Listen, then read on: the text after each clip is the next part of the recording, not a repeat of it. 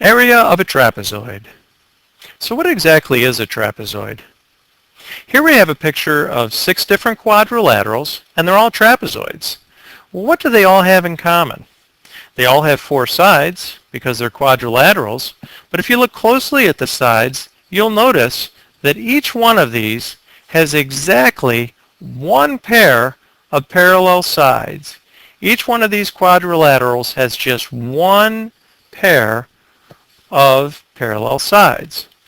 So by definition, a trapezoid is any quadrilateral with exactly one set of parallel sides. If you had 2 sets of parallel sides, then the shape would be a parallelogram. So here we have a trapezoid that you'll see in most math textbooks, and this is actually an isosceles trapezoid. Let's have a little fun with it and make it into some other trapezoids. This would still be a trapezoid. It has one pair of parallel sides.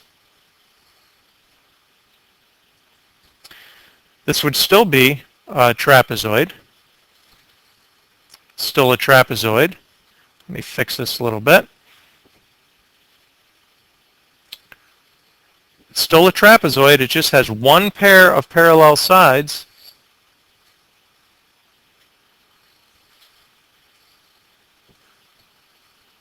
And this would also be a trapezoid. Just remember, a trapezoid has exactly one pair of sides that are parallel. How do I find the area of a trapezoid? To find the area of a trapezoid, first you need to learn about its bases. Which side of the trapezoid is the base? Well, a trapezoid actually has 2 bases, and we call them base 1 and base 2. The bases are the 2 sides that are parallel. So in this example, these are our 2 bases, the sides that are parallel. The other sides are referred to as the legs. So which sides of these trapezoids would be the bases? Well, remember, the bases are the 2 sides that are parallel. So in this example, these would be the sides that we would consider to be our bases, our base 1 and base 2. So here's our formula for finding area of a trapezoid. We take 1/2 of the height and we multiply that times both of the bases added together. Let's try a few of these. So here we have a trapezoid and we have our formula. Let's substitute in. So we're going to take 1/2 of the height. Now the height of this trapezoid would be 8 centimeters. So we're going to take 1/2 of 8, and then we're going to multiply that times our 2 bases added together. So here are our bases, the 2 parallel sides. It really doesn't matter what order I plug these in, 5 and 8 or 8 and 5. So 1/2 of 8 would be 4. And if I add my 2 bases together, I get 13. And 4 times 13 is 52. So the area of this trapezoid would be 52 square centimeters. And I could write it like this or like this. Same thing. Let's do another one. Now this one's a little tricky. I have my formula. Let's substitute in. 1/2 of the height. So we're going to take 1/2 of the height. Now if we look at this trapezoid, which sides are the bases? Well, the bases are actually here. These are the 2 sides that are parallel. Which one of these numbers then would be the height? What would be the height of this trapezoid? Well, the height would be 10 centimeters. So we're going to take 1/2 of 10, and we're going to multiply that times our 2 bases added together. These are our 2 bases, 12 and 8. Again, doesn't matter which order we plug these in. So 1/2 of 10 would be 5. Our 2 bases added together would be 20. And 5 times 20 would be 100. And this is square centimeters. So let's take a look at the formula for a minute. We really have 3 factors here. We have 1/2, and we're multiplying that times the height, and then we're multiplying that times the two bases added together, you really can multiply these three factors in any order you want.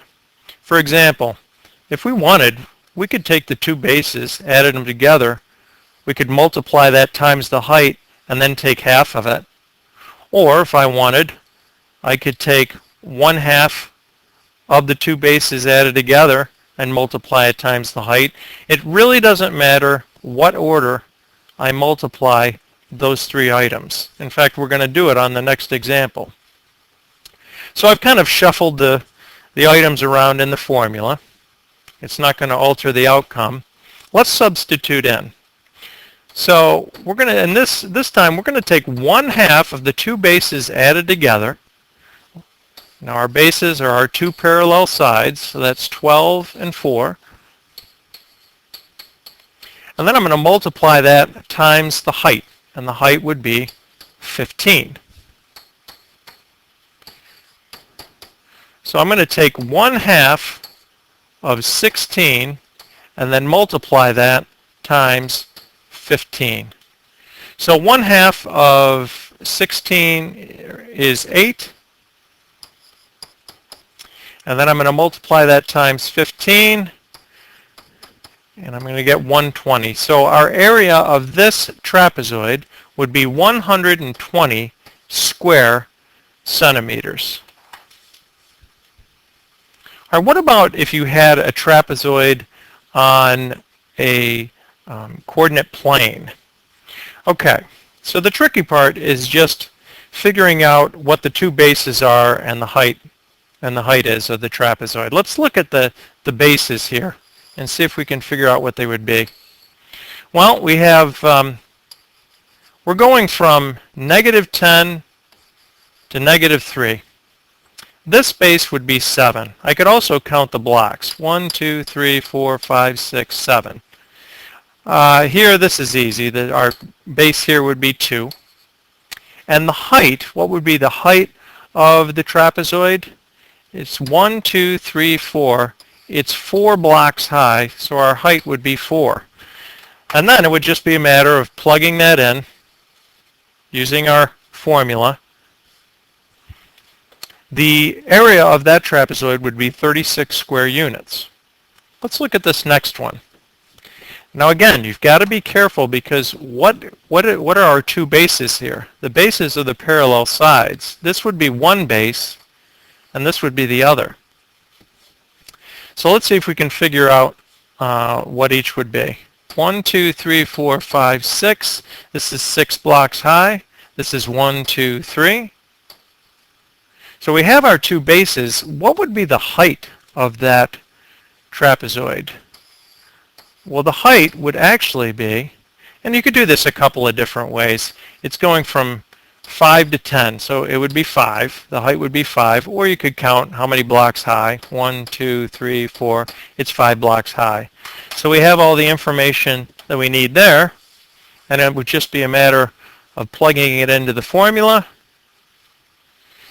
And the area of that particular trapezoid would be 22.5 square units. So that's all there is to it. That's what a trapezoid is and how you would find the area of a trapezoid.